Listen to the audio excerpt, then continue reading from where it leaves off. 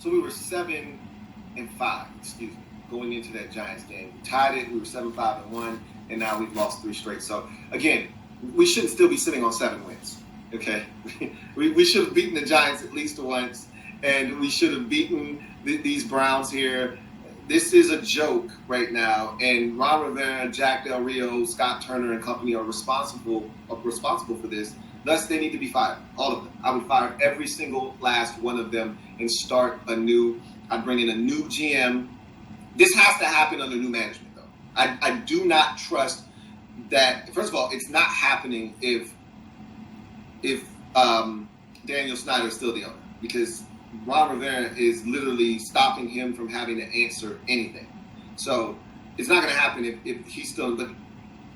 And I don't trust Daniel Snyder to find the next head coach of the Washington, organization. So I don't want anything done if there's not new management. If there's new management, if we get new owners in here, the likelihood is they're not going to ruffle any feathers when they walk in the door. They're probably going to stand pat for a year, and then after that year, you give a guy an opportunity to prove that he belongs. If he doesn't, you fire him. That's what most new regimes do. We saw that in Denver, right? I would just come in and say, F it. Clean house. All right, let me get my guys in here right away. Not going to mess around with this, and we start anew. But I don't think that's going to happen, but that's what I would do. I'm so disappointed in the way this season turned out. It's frustrating because it didn't have to be this way. It shouldn't have been this way. We shouldn't still be sitting on 7 wins after we were at 7 wins in mid-December. Matter of fact, late November, early December, we were at 7 wins.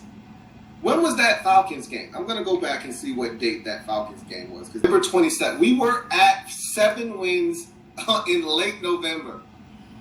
And we managed to F around and not win another game. This reminds me of last year's collapse. Except last year's collapse had an excuse. This year doesn't. There's no excuse for what we just watched this team do. Being 7-4 at one point, or 7-5, excuse me, at one point. And now watching them collapse right in front of our eyes to 7-8-1. No excuse for this. And everyone needs to be held accountable, and I'd fire everyone. So,